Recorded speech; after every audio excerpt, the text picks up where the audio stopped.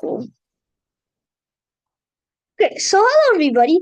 My name is Afner, and today we're going to be talking about how to create a pie chart in Matplotlib. First, here we have here we have a question. Uh, leave that. So I don't know what happened there. Okay, it's just a homework question. See?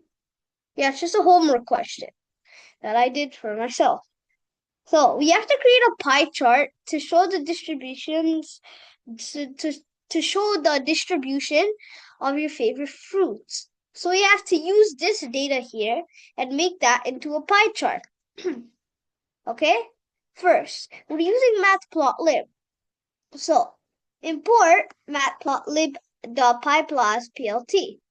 Then we make a variable called label. We can, meaning which uses apple, banana, cherry, grapes.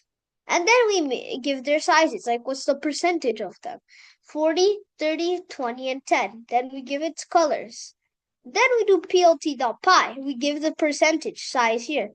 And then the labels. Then we just give the colors. Then auto percent. You should always remember to do this. You have to give a double quotes percentage 1.1f double percentage. Then you give the title and show it. So this is how it works. So if I do this, our pie chart is done. So this is how the pie chart looks like. Here, apple is 40%, meaning 40% of the 40% of people like apple, and 30% of people like banana, and 20% of people like cherry, and 10% of people like grapes. This is what a pie chart is, okay? So this is all about the homework question. It was a very quick video today. So thank everyone for listening to my video. Feel free if you have any questions. I hope you like it.